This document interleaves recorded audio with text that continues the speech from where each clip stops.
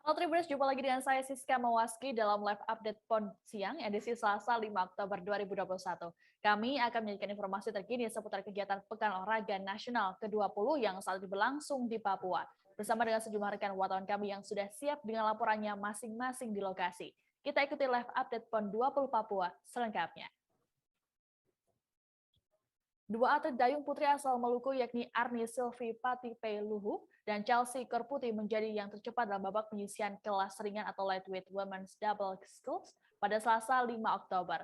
Keduanya berhasil mengalahkan atlet dari Jawa Barat, Melanie Putri dan Sylvia Lisdiana yang sebelumnya sempat tampil di Olimpiade Tokyo 2020. Arni dan Chelsea mampu menuntaskan perlombaan dengan jarak 2000 meter yang ditempuh selama 7 menit 41 detik. Dengan hasil ini, maka keduanya melaju ke babak final. Informasi lengkapnya akan disampaikan oleh rekan kami dari tribunnews.com, ada Abdul Majid di sana. Halo, selamat siang, Majid.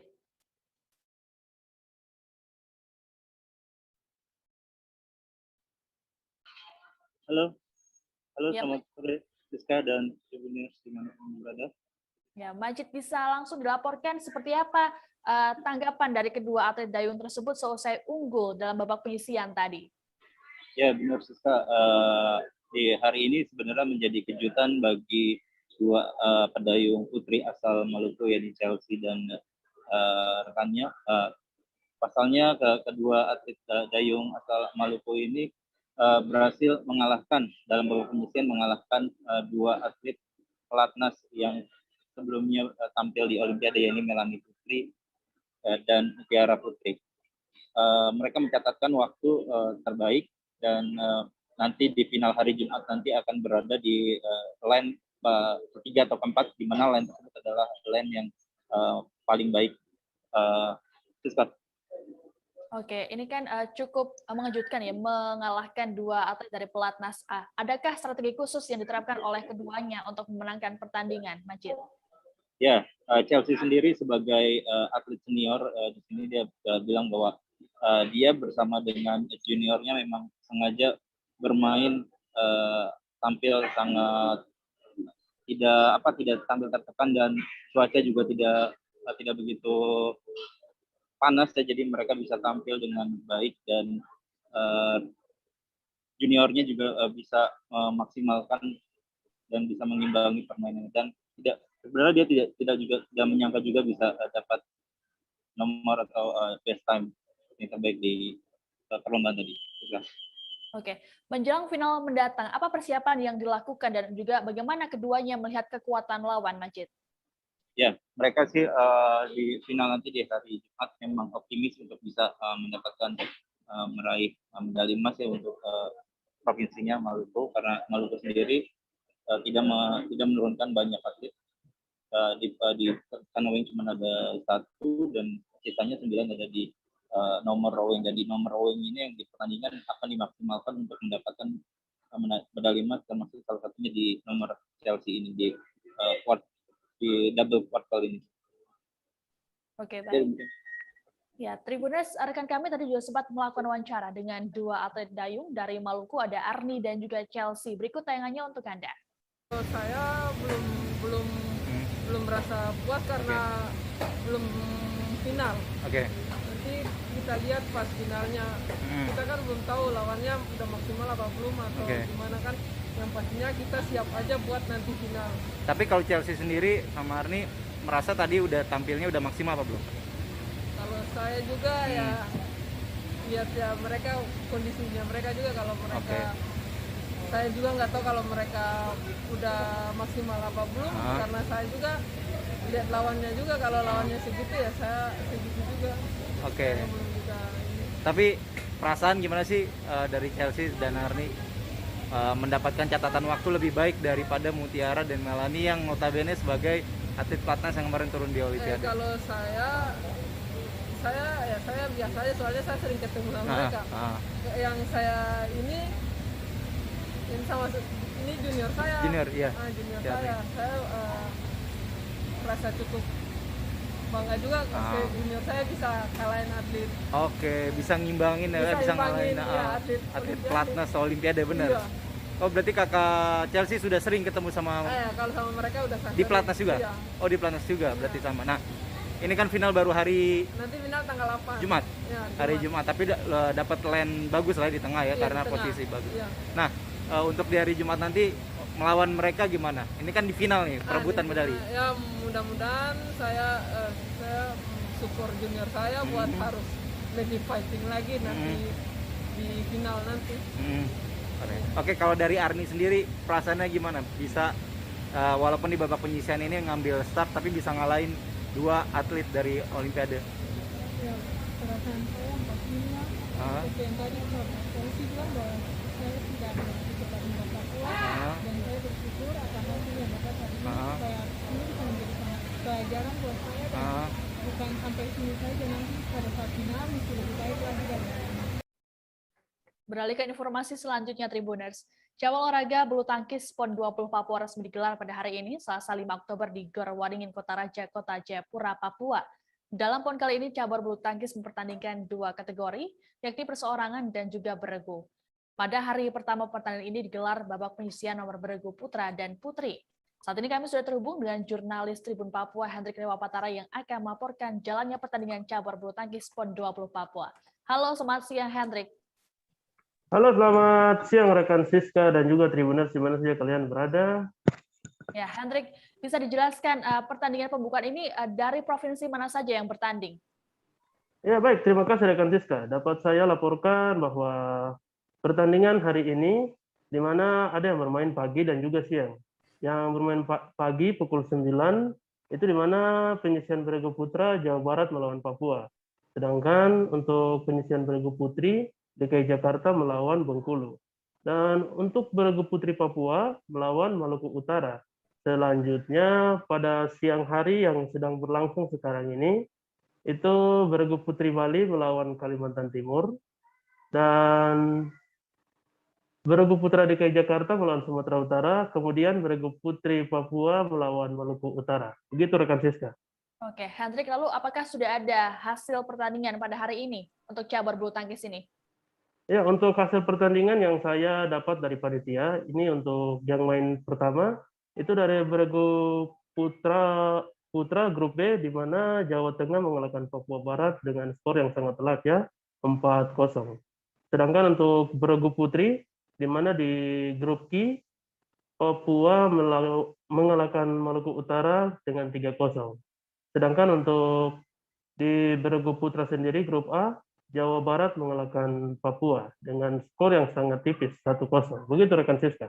Baik, lalu terkait dengan venue Gor Waringin yang menjadi tempat arena bertanding cabur bulu tangkis, lalu seperti apa kondisi pengamanannya di sana, Hendrik? Ya, rekan Siska, untuk pengamanannya sangat begitu ketat ya, di mana personel gabungan dari aparat TNI Polri maupun Satpol PP Kota Jayapura sangat berjaga-jaga ketat di pintu masuk VIP maupun pintu masuk penonton.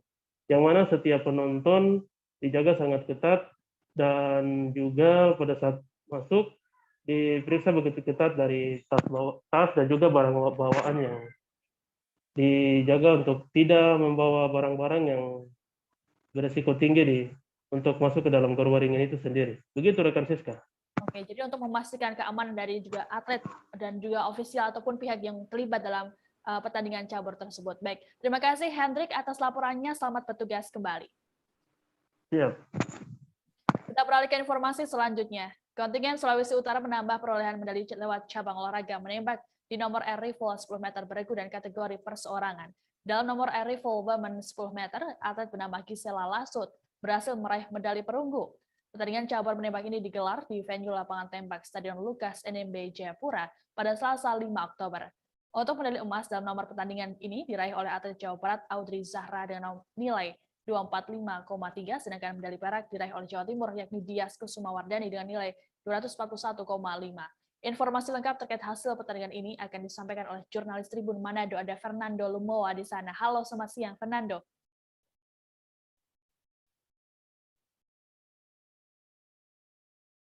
Ya, halo Fernando. Bisa mendengar suara saya?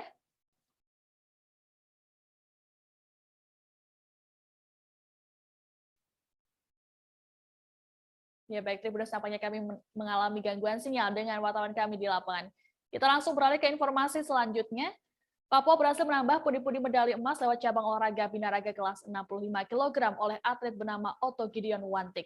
Pertandingan final ini digelar di Auditorium Universitas Cendrawasih Jayapura pada Senin 4 Oktober. Otto mengaku dirinya tak menyangka atas keberhasilan yang ia capai dalam pertandingan tersebut. Ia mengatakan persiapan untuk PON 20 Papua sudah dilakukannya sejak 2019 silam. Untuk mengetahui informasi lengkap terkait kemenangan Otto Gideon pada cabur binaraga akan disampaikan oleh rekan kami, Calvin Arari dari Tribun Papua. Halo, selamat siang, Calvin. Halo, selamat siang, Siska dan juga Tribunas. Calvin, bisa dilaporkan seperti apa jalannya pertandingan final binaraga kemarin? Baik, Siska. Jalannya pertandingan kemarin yang berlangsung di Auditorium Uncen itu cukup ketat, di mana dari masing-masing provinsi menunjukkan penampilan-penampilan yang terbaik. Namun, Otto berhasil masuk hingga ke babak final. Demikian. Oke, Calvin, seusai meraih medali emas, lalu bagaimana tanggapan dari Otto Gideon soal pertandingannya dan juga apakah ada evaluasi yang ada? Baik, Siska. Pada saat saya berbincang-bincang dengan Otto, dia menanggapi atas kemenangannya, dia sangat mengucap syukur, terutama kepada Tuhan dan juga kepada keluarga dan juga pihak KONI dan juga pemerintah Provinsi Papua yang terus mendukungnya dari tahun 2019 hingga saat ini, hingga sampai dia bisa mencapai medali emas. Dan kemudian untuk terkait evaluasi itu sendiri, sesudah bertanding dan sesudah meraih kemenangan, Otto pun juga diarahkan untuk tetap bersiap untuk bisa bersiap untuk disiapkan juga nantinya kalau apabila ada event-event nasional lain. Demikian. Baik, terkait hal ini, jurnalis kami juga sempat melakukan wawancara dengan Otto Gideon Wantik. Berikut adalah tayangannya untuk Anda. Yang pertama, saya bersyukur. Haleluya, haleluya, haleluya, haleluya, haleluya, haleluya. Segala pujian hormat hanya bagi nama Elohim Israel. Saya bersyukur karena sepanjang saya persiapan dari 2019 sampai hari ini saya bisa ada di atas panggung itu semua karena berkat kemurahannya. Bukan karena kuat dan gagah saya. Saya tidak bisa ada di detik ini oleh karena kekuatan saya. Saya bersyukur itu semua karena kemurahan dan kebaikan, kasih kekuatan yang dia berikan kepada saya, sehingga saya bisa diizinkan untuk hari ini saya boleh berdiri di atas panggung dengan gagah. Itu semua karena berkat kemurahannya. Saya bersyukur, saya tidak bisa bilang apa-apa kepada Bapak saya yang telah menciptakan saya. Dan terima kasih juga untuk KONI yang selalu support saya dari awal sampai hari ini. Akhirnya kita bisa menyumbangkan medali emas untuk tanah kelahiran kami. Papua, kita orang bisa bersama Tuhan, kita orang bisa. Saya bersyukur, saya rasa sukacita sekali. Tuhan izinkan saya sebagai putra daerah bisa menyumbangkan medali emas untuk tanah kelahiran saya. Terima kasih. Kontingen Sulawesi Utara menambah perolehan medali lewat cabang olahraga menembak di nomor air rifle 10 meter beregu dan kategori perseorangan. Dalam nomor air rifle women 10 meter, atlet bernama Gisela Lasut berhasil meraih medali perunggu. Pertandingan cabur menembak ini digelar di venue lapangan tembak Stadion Lukas NMB Jayapura pada Selasa 5 Oktober. Untuk medali emas dalam nomor pertandingan ini diraih oleh atlet Jawa Barat Audrey Zahra dengan nilai 245,3, sedangkan medali perak diraih oleh Jawa Timur, yakni Dias Kusumawardani dengan nilai 241,5. Informasi lengkap terkait hasil pertandingan ini akan disampaikan oleh jurnalis Tribun Manado, ada Fernando Lumowa di sana. Halo, selamat siang Fernando.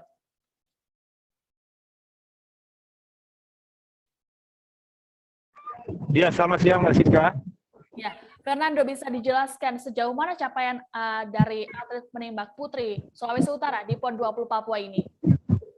Baik, untuk atlet menembak putri Sulawesi Utara pada hari ini langsung meraih medali di hari pertama ketika mereka berlaga.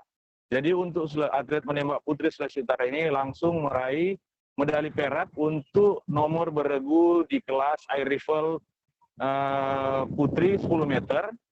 Dan juga mendapatkan medali perunggu di nomor yang sama, air rifle 10 meter untuk nomor perorangan.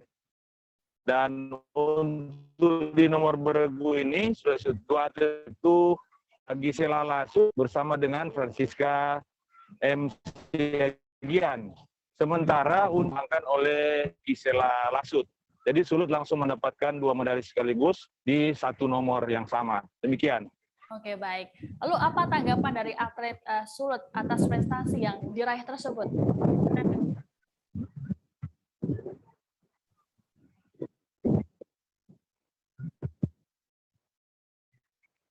Ya, baik rekan Siska, ini merupakan prestasi yang sangat luar biasa karena 2 medali ini diraih di kesempatan keikutsertaan yang pertama kali bagi Sulawesi Utara, khususnya cabur menembak di gelaran PON. Dan yang sangat istimewa juga bahwa 2 atlet peraih medali ini merupakan atlet pemula tetapi sudah memiliki prestasi nasional.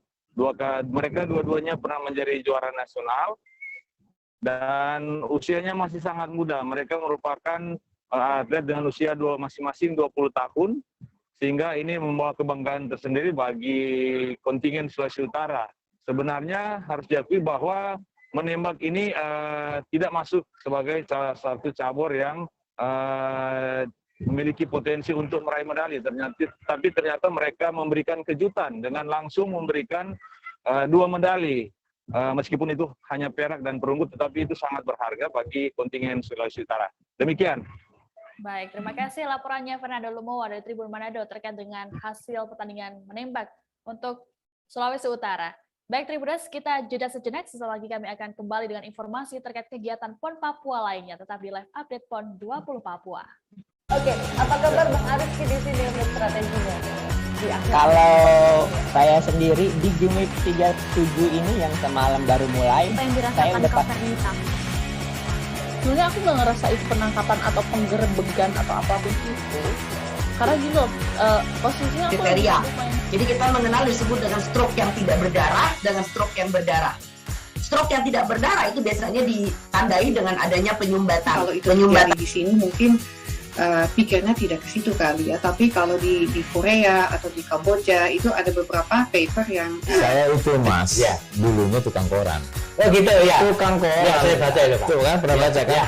Jadi kalau saya jadi pangdam itu udah bersyukur banget si anak ini dijadikan sebagai tersangka begitu ya. Kalau ini kita bicara yang di luar kasus Sebongombo ya, dengan nama hujan shower, di mana terdapat batas jelas antara daerah hujan dan tidak hujan yang biasanya terjadi pada fase awal mature stage atau tahap berbahaya itu Kang.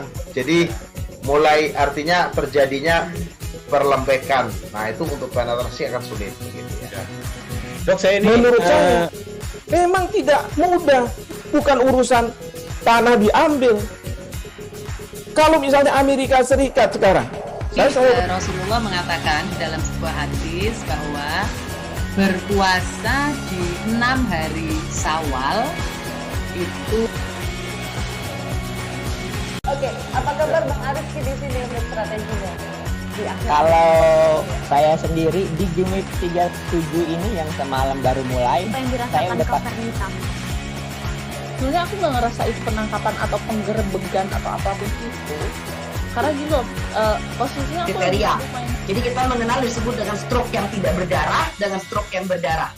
Stroke yang tidak berdarah itu biasanya ditandai dengan adanya penyumbatan. Kalau itu penyumbatan di sini mungkin pikirnya tidak ke situ kali ya, tapi kalau di Korea atau di Kamboja itu ada beberapa paper yang saya itu mas ya, dulunya tukang koran. Oh gitu ya, tukang koran ya, saya baca itu Pak. Tuh kan pernah baca kan ya. Jadi kalau saya jadi pangdam itu udah bersyukur banget si anak ini dijadikan sebagai tersangka begitu ya. Kalau ini kita bicara yang di luar kasus Sebongombo ya, dengan nama hujan shower, di mana terdapat batas jelas antara daerah hujan dan tidak hujan yang biasanya terjadi pada fase awal mature stage atau tahap berbahaya itu Kang. Jadi mulai artinya terjadinya perlembekan. Nah itu untuk penetrasi akan sulit. Gitu ya. Dok saya ini menurut saya memang tidak mudah, bukan urusan tanah diambil. Kalau misalnya Amerika Serikat sekarang. Rasulullah mengatakan dalam sebuah hadis bahwa berpuasa di 6 hari Syawal itu. Oke, apa kabar Bang Arifki di sini untuk strateginya? Kalau saya sendiri di Jumip 3. Terima kasih Anda masih menyaksikan live update PON 20 Papua. Kita beralih ke informasi selanjutnya, Tribuners. Final pertandingan cabang olahraga renang perairan terbuka nomor 10.000 meter di PON 20 Papua baru saja usai digelar Selasa 5 Oktober. Pertandingan dimulai sejak pukul 8 waktu Indonesia Timur di venue pertandingan yang terletak di Teluk Yosudarso, Kota Jayapura. Sejumlah atlet dari berbagai provinsi berpartisipasi dalam final kali ini. Untuk mengetahui keseruan jalannya pertandingan, kami sudah terhubung bersama jurnalis Tribun Jakarta, Wahyu Septiana. Halo, selamat siang, Wahyu. Halo, selamat siang rekan Siska dan juga Tribuners semuanya. Wahyu, bisa dilaporkan siapa saja yang merebut medali emas di renang perairan terbuka PON 20 Papua ini? Ya, hari ini merupakan pertandingan renang perairan terbuka di nomor 10.000 meter putra dan putri. Untuk juara pertama berhasil diraih oleh perenang asal Jawa Barat yang sendiri berhasil mencatatkan torehan waktu tercepat yakni 2 jam 2 menit 50 detik. Sementara itu di peringkat kedua ataupun medali perunggu berhasil didapat oleh perenang dari Jatim yakni Dimas Permana. Dimas Permana sendiri berhasil mencatatkan waktu 2 jam 6 menit dan juga 6 detik. Di peringkat ketiga ada Jo Aditya dari DKI, dia berhasil mencatatkan waktu 2 jam 7 menit 53 detik. Sementara di kategori putri sendiri, medali emas berhasil didapat oleh Adinda Larasati Dewi dari Jawa Timur. Dia sendiri berhasil menorehkan waktu 2 jam 13 menit 49 detik. Di peringkat kedua ada Katrina Mela dari DKI dengan waktu 2 jam 22 menit 45 detik. Dan peringkat ketiga ada Piginia Sylvia dari Jawa Barat dengan waktu 2 jam 27 menit 51 detik. Itu sih sekarang. Oke, Wahyu, lalu bagaimana komentar dari Aflah Fadan selaku dengan peraih medali emas di nomor ini? Ya, ia sendiri memang sudah memperkirakan ataupun sudah mempunyai firasat sendiri akan berhasil memenangkan medali emas PON di cabang olahraga renang perairan terbuka ini. Menurutnya salah satu kunci kemenangannya karena dia sempat melihat terlebih dahulu ataupun melakukan inspeksi terlebih dahulu venue pertandingan ini. Ia juga telah menyiapkan strategi ampuh dan sudah mengetahui segala kemampuan dari lawan-lawan yang dihadapi yang merupakan rekan sesama pelatnas di cabur renang, begitu Siska. Oke, setelah pertandingan ini usai, apakah masih ada nomor lain yang dipertandingkan dalam cabur renang perairan terbuka ini?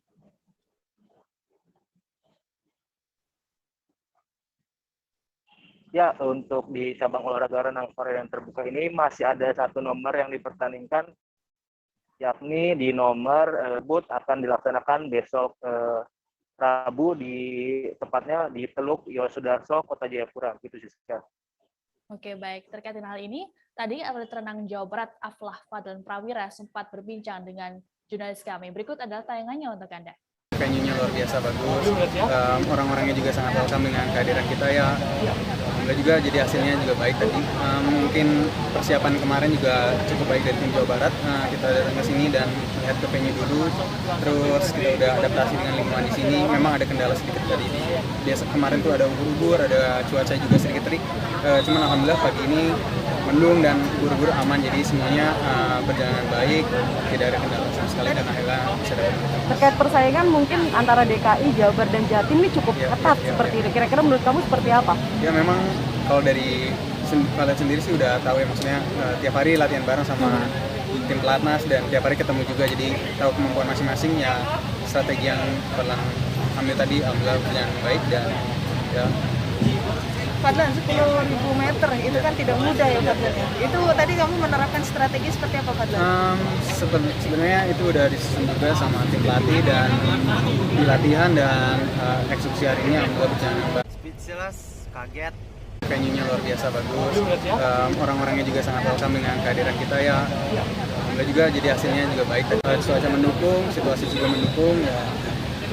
alhamdulillah di dapat emas buat tim Jawa Barat. Next, berarti kembali ke pelatnas dan akan turun di mana lagi mungkin sudah ada kabarkah dari PRSI? Beberapa hari lagi saya kan turun di kolam juga, turun di 10 nomor kolam, jadi ya mungkin nomor yang banyak, cuman coba fokus satu-satu sehingga mudah-mudahan nanti hasilnya juga bisa dapat medali yang diinginkan.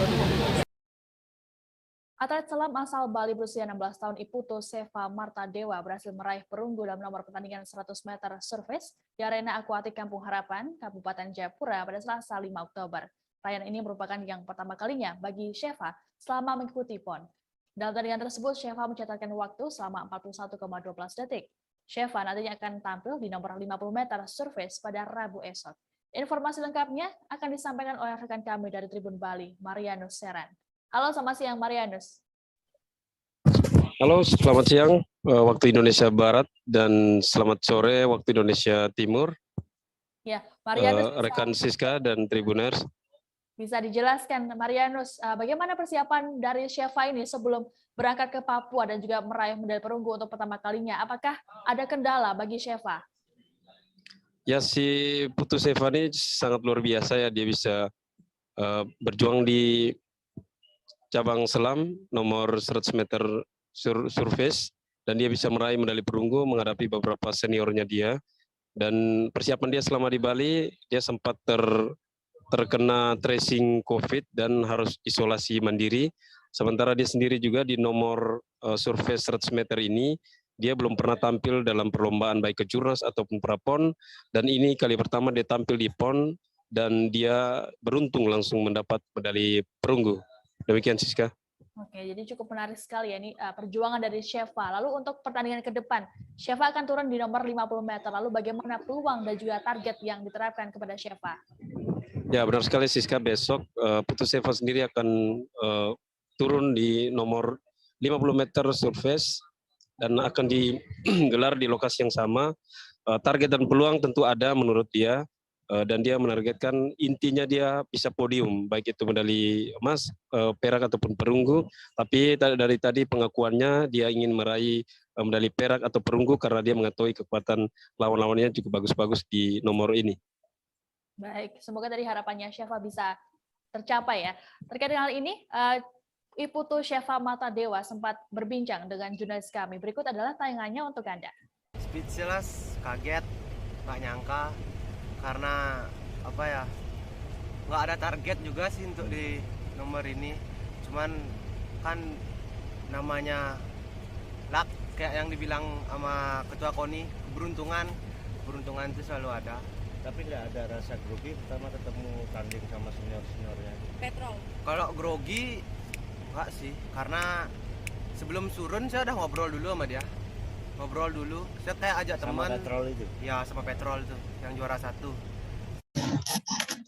Kontingen Kalimantan Selatan harus mengubur impiannya untuk mendapatkan medali di cabur menembak PON 20 Papua. Pasalnya perwakilan Kalsel di nomor 10 meter air rifle women, yakni Karunisa, harus takluk di babak final yang digelar di kawasan Stadion Lukas NMB Jayapura pada Selasa 5 Oktober.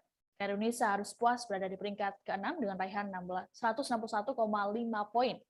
Dalam pertandingan kali ini, medali emas diraih oleh Jawa Barat, perak oleh Jawa Timur, dan Sulawesi Utara menyabet medali perunggu.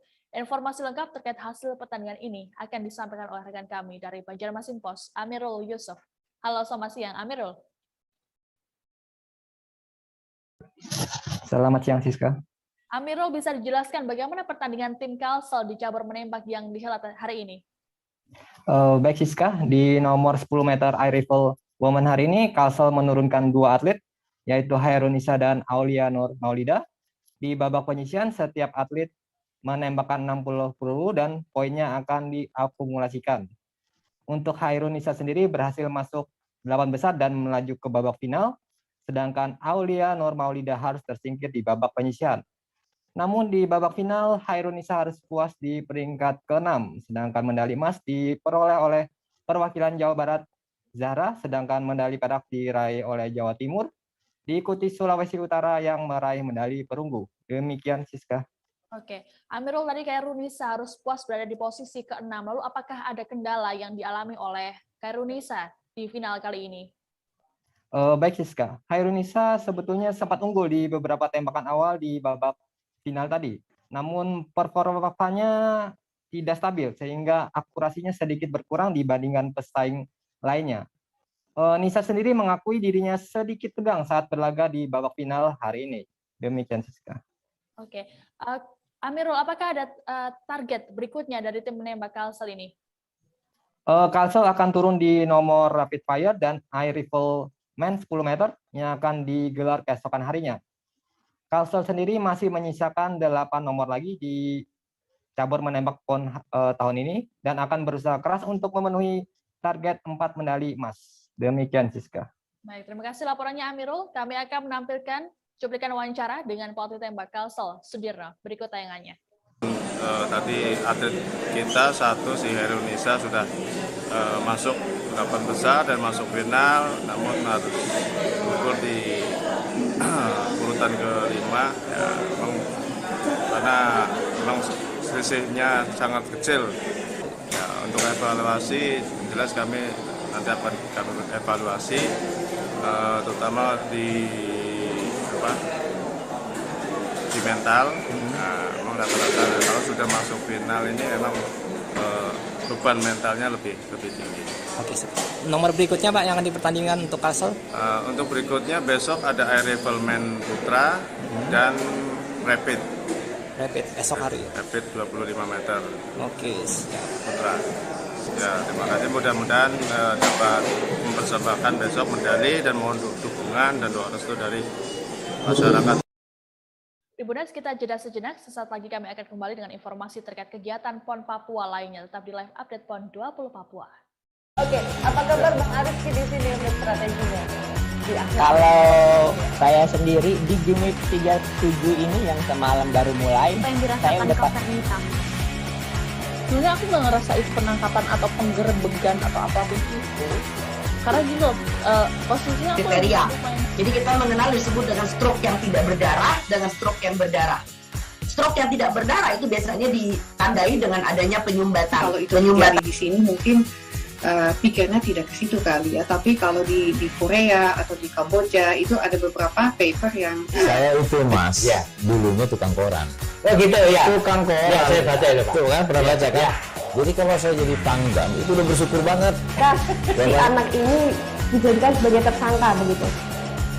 Ya, kalau ini kita bicara yang di luar kasus Sebongombo ya. Dengan nama hujan shower, di mana terdapat batas jelas antara daerah hujan dan tidak hujan yang biasanya terjadi pada fase awal mature stage atau tahap berbahaya dewasa. itu Kang. Jadi mulai artinya terjadinya perlembekan. Nah itu untuk penetrasi akan sulit. Gitu ya. Dok, saya ini menurut saya memang tidak mudah, bukan urusan tanah diambil. Kalau misalnya Amerika Serikat sekarang, Rasulullah mengatakan dalam sebuah hadis bahwa berpuasa di 6 hari Syawal itu. Oke, apa kabar Bang Arifki di sini untuk strateginya? Kalau saya sendiri di Jumip 37 ini yang semalam baru mulai, saya udah sebenarnya aku nggak ngerasa itu penangkapan atau penggerebegan atau apapun itu, karena gini loh, posisinya kriteria. Jadi kita mengenal disebut dengan stroke yang tidak berdarah dengan stroke yang berdarah. Stroke yang tidak berdarah itu biasanya ditandai dengan adanya penyumbatan. Kalau itu terjadi di sini mungkin pikirnya tidak ke situ kali ya, tapi kalau di Korea atau di Kamboja itu ada beberapa paper yang saya itu Mas, ya, dulunya tukang koran. Oh gitu ya. Tukang koran. Ya, saya baca itu Pak. Tuh kan pernah baca kan? Ya. Jadi kalau saya jadi pangdam itu udah bersyukur banget. Si anak ini dijadikan sebagai tersangka begitu.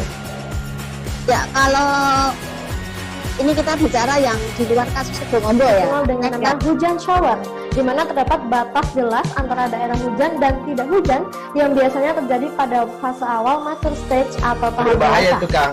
Jadi mulai artinya terjadinya perlembekan. Nah itu untuk penetrasi akan sulit. Gitu ya.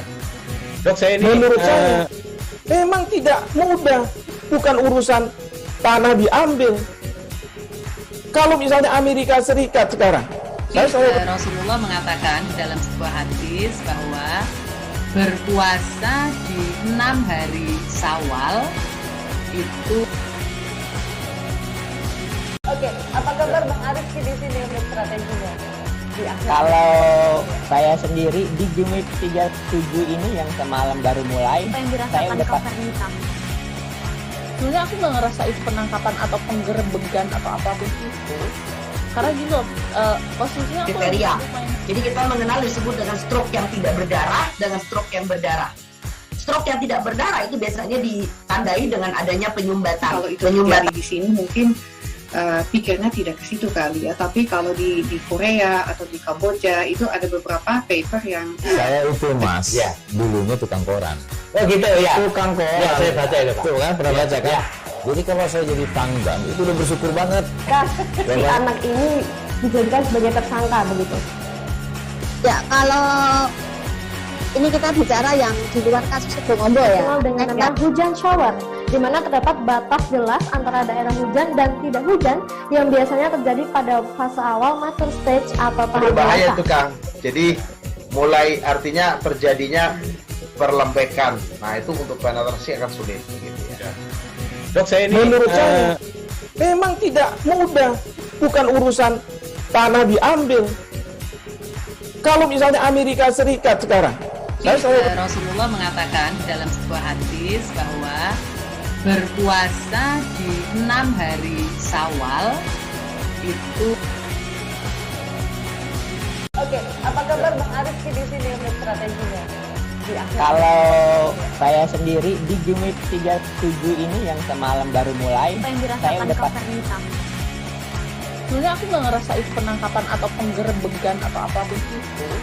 Karena gini loh, posisinya aku Kriteria. Jadi kita mengenal disebut dengan stroke yang tidak berdarah dengan stroke yang berdarah. Stroke yang tidak berdarah itu biasanya ditandai dengan adanya penyumbatan. kalau itu terjadi di sini mungkin pikirnya tidak ke situ kali ya. Tapi kalau di Korea atau di Kamboja itu ada beberapa paper yang Saya itu Mas, dulunya tukang koran. Oh gitu ya. Tukang koran. Ya, saya baca itu, Pak. Tuh kan, pernah baca kan? Jadi kalau saya jadi pangdam, itu udah bersyukur banget. Si anak ini dijadikan sebagai tersangka begitu.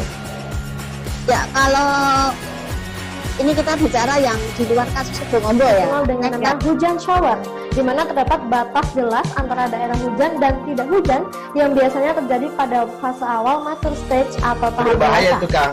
Jadi mulai artinya terjadinya perlembekan. Nah itu untuk penetrasi akan sulit. Gitu ya.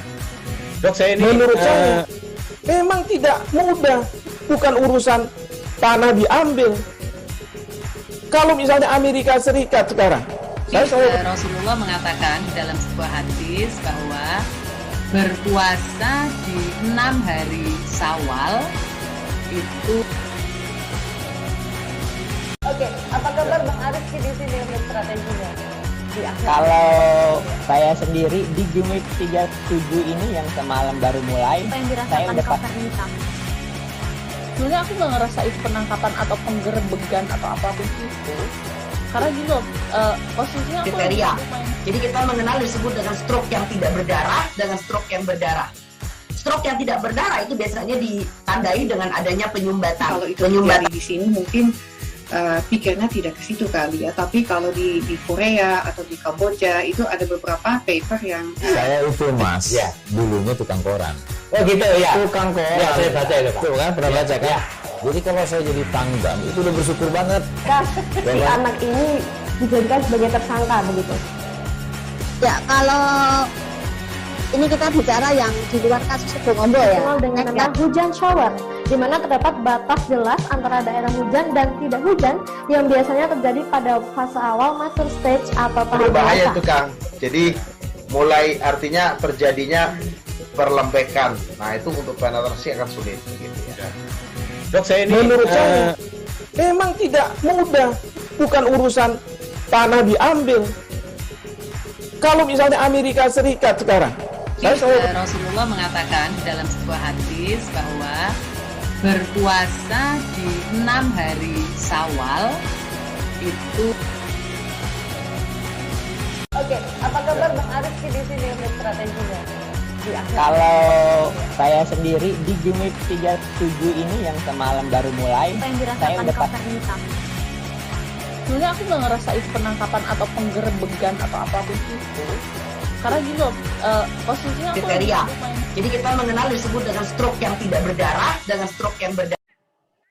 Terima kasih Anda masih menyaksikan live update PON 20 Papua. Kita beralih ke informasi selanjutnya, Tribuners. Memantau PON 20 Papua menjadi kesempatan untuk sejumlah warga untuk menambah pundi-pundi rupiah, termasuk yang dilakukan oleh seorang warga bernama Agustin. Agustin diketahui merupakan pengusaha catering. Selama PON Papua berlangsung, Agustin bahkan sampai kebanjiran pesanan dari sejumlah pihak. Informasi terkait hal ini akan disampaikan oleh rekan kami dari Tribun Video, Radif Setiawan. Halo, selamat siang Radif. Selamat sore, waktu Papua. Ya Radif, tadi disebutkan bahwa Agustin kebanjiran pesanan selama PON Papua. Lalu berapa porsi yang dapat dibuat oleh Agustin selama PON Papua ini berlangsung?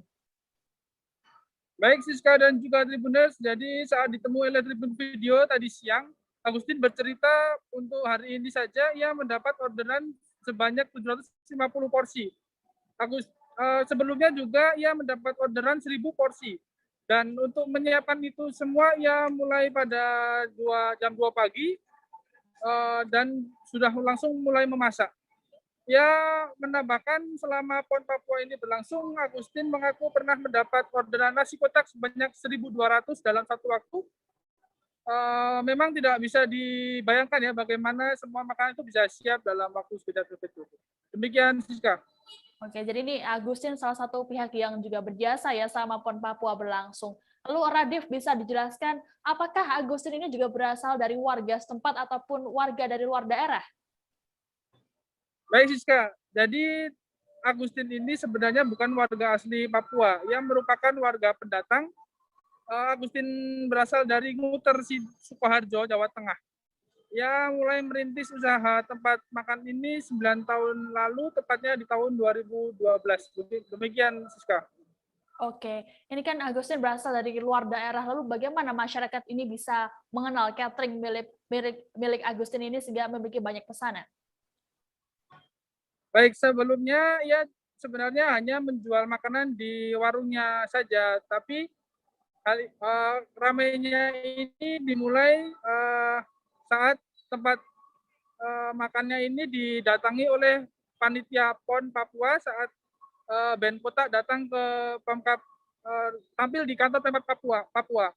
Jadi awalnya ia dapat pesanan 400 kotak dan saat itu juga dari IO-nya bilang bahwa makanannya itu enak dan cocok di lidah. Dan saat itu juga semakin lama namanya semakin tercium lagi oleh IO-IO yang lain dan seperti sekarang ini ya mendapat orderan semakin banyak. Demikian Siska, kembali ke studio. Baik, terima kasih laporannya Radif Setiawan dari Tribun Video soal catering di selama PON Papua. Selamat bertugas kembali dan selalu jaga kesehatan. Baik, Tribuners, kita beralih ke informasi selanjutnya. Babak penyisian cabang olahraga voli pantai PON 20 Papua menarik perhatian utamanya pada sektor putra. Pasalnya, kontingen Sumatera Selatan diperkuat oleh saudara kembar yakni Sabilal Mustadin dan Sabilal Mustida. Keduanya tergabung dalam pool C bersama tim Jawa Timur 2, Papua 2, dan Nusa Tenggara Barat 2. PON 20 Papua ini merupakan PON yang pertama kali diikuti oleh saudara kembar ini. Saat ini kami sudah terhubung dengan jurnalis Warta Kota, Rafsan Zani, yang akan melaporkan terkait dengan informasi ini. Halo, selamat siang, Rafsa. Ya, selamat sore rekan Siska. Ya, bisa dijelaskan bagaimana permainan dari kedua saudara kembar ini di PON 20 Papua? Ya, terima kasih rekan Siska.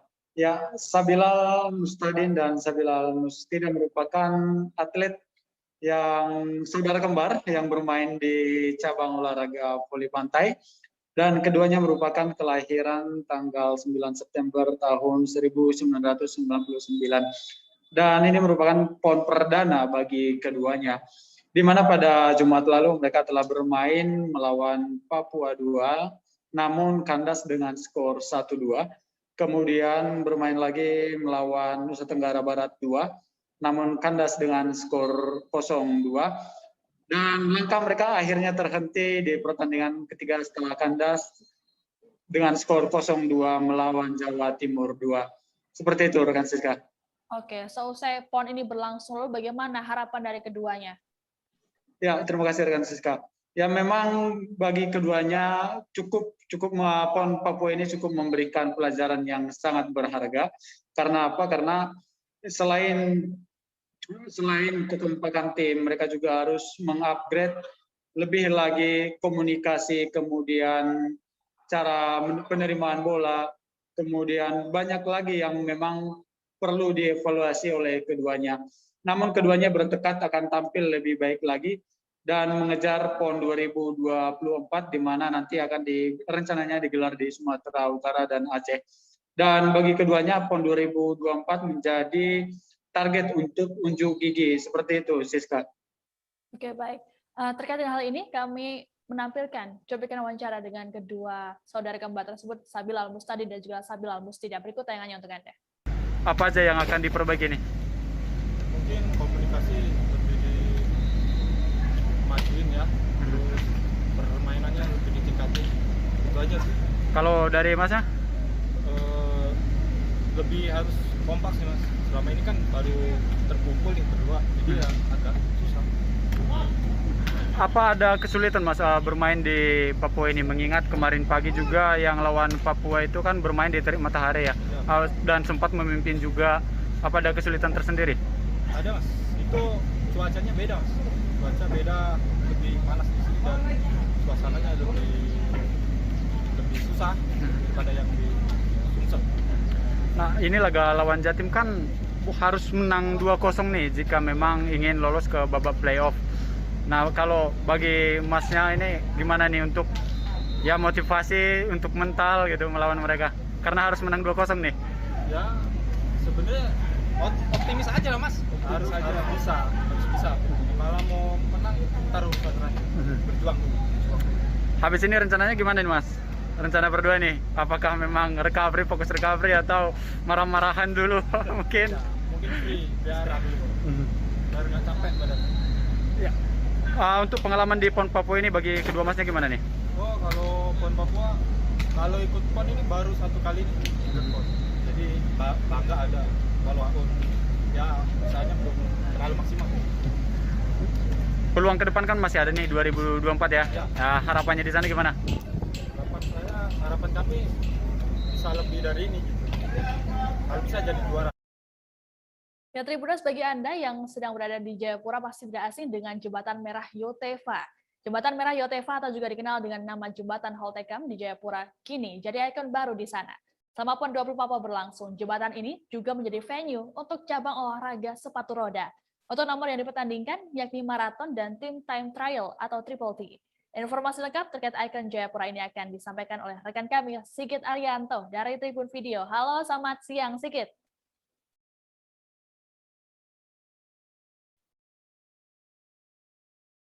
Halo, Sigit. Sigit bisa mendengar suara saya?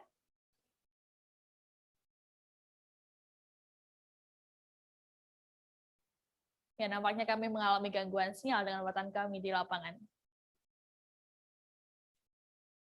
Ya, kita beralih ke informasi selanjutnya, Tribuners. Papua tadinya untuk menawarkan keindahan alam di setiap sudutnya, termasuk yang tersaji di venue Dayung PON 20 Papua yang berlokasi di Teluk Yotefa, Jayapura. Venue ini menyediakan panorama yang eksotik khas bumi Cendrawasih, seperti perbukitan hijau serta air tenang di Teluk Yotefa. Dan Teluk Yotefa juga telah diakui oleh juri utama cabang olahraga dayung, Brata Triana Harjo Subroto. Jurnalis kami dari Tribun Timur, Alfian, akan melaporkan terkait dengan keindahan venue dayung ini. Halo, selamat sore, Alfian.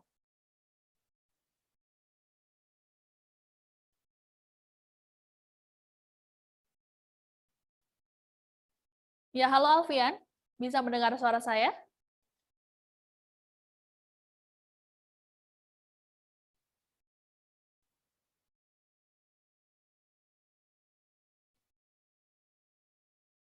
Halo rekan Siska di studio, selamat sore.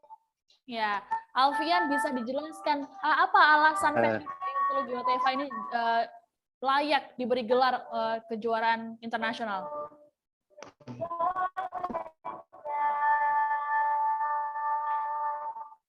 Ya, ini mungkin salah satu venue terbaik untuk ajang PON ke-20 Papua karena menurut juri dan beberapa atlet yang terlibat di cabang olahraga dayung, venue yang terletak di Teluk YouTube ini memiliki panorama yang cukup indah yang bisa menarik para pengunjung, para wisatawan, dan tentunya para penggemar olahraga dayung. Selain itu, juri senior dari cabang olahraga dayung ini menyebut venue dayung di Teluk Yotope bisa disebut sebagai yang terbaik di Asia Tenggara. Yang pertama karena memang airnya cukup aman, jernih, dan kedua iklim dan udara di lokasi tersebut tidak ekstrim, dan yang ketiga lokasinya dekat dengan pusat kota Jayapura. Ya, Alfian bisa dijelaskan. Lalu berapa lama jarak venue dayung ini dari Bandara Setani rekan Siska ketika berkunjung di sana?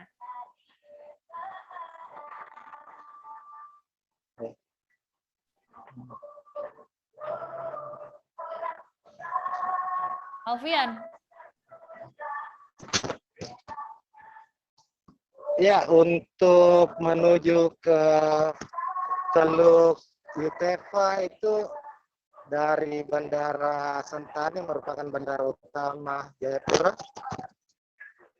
Halo rekan Siska. Ya, bisa langsung dilanjutkan. Halo. Ya. Ya, Alfian bisa mendengar suara saya? Ya.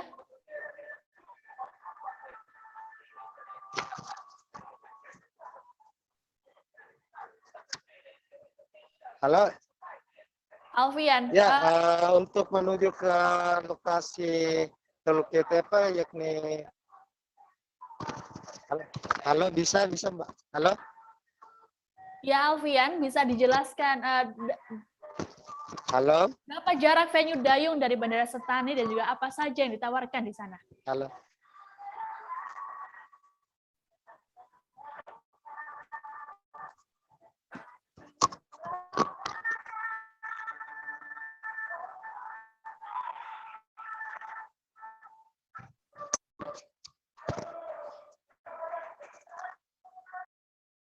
Venue di Teluk Yutefa ini itu sangat bagus ya, dan mungkin yang terbagus, salah satu yang terbagus di Asia Tenggara. Mengapa? Pertama, syarat dari venue dayung itu airnya seperti kaca, tenang, tidak ada riak. Kedua, iklim dan udaranya itu tidak ekstrim ya. Angin besar, ombak besar nggak ada di sini. Dan yang ketiga indah. Dan yang keempat di tengah kota, dekat dengan kota Jayapura. Artinya lomba-lomba dayung di sini itu bisa mendatangkan penonton banyak. Nah, kalau penonton banyak, maka atlet otomatis akan bersemangat dan sponsor juga berdatangan. Jadi ini ideal sekali untuk lomba dayung. Berarti untuk kejuaraan internasional sudah sangat memungkinkan di sangat sini, memungkinkan. Jadi sementara ini sedang dalam pembicaraan untuk menjadikan Teluk Yutefa ini sebagai salah satu sentra pelatnas untuk junior. Tapi sedang dibahas, belum dipastikan.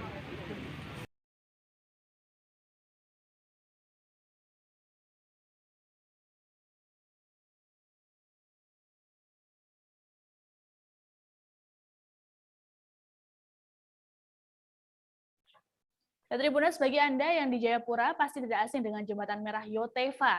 Jembatan Merah Yotefa atau juga dikenal dengan nama Jembatan Holtecam di Jayapura kini jadi ikon baru di sana. Selama PON 20 Papua berlangsung, jembatan ini juga menjadi venue untuk cabang olahraga sepatu roda. Untuk nomor yang dipertandingkan yakni maraton dan tim time trial atau triple T. Informasi lengkap terkait ikon Jayapura ini akan disampaikan oleh rekan kami, Sigit Arianto dari Tribun Video. Halo, selamat sore Sigit. Selamat sore Siska dan juga Tribuners.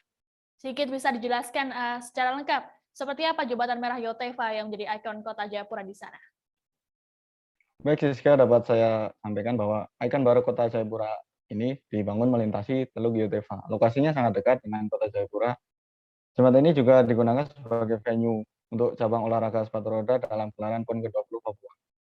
Nah, jembatan ini berbentuk melengkung berwarna merah seperti namanya. panjangnya mencapai 732 meter dengan lebar 21 meter, Siska. Oke, Sigit bisa dijelaskan sejak kapan jembatan ini mulai diresmikan dan juga berapa besar anggaran yang dihabiskan? Baik, Siska. Jembatan ini diresmikan oleh Presiden Jokowi pada 28 Oktober 2019 lalu, bertepatan dengan Hari Sumpah Pemuda. Jembatan ini dibangun sejak tahun 2012 dengan menghabiskan biaya total 1,87 triliun rupiah. Siska.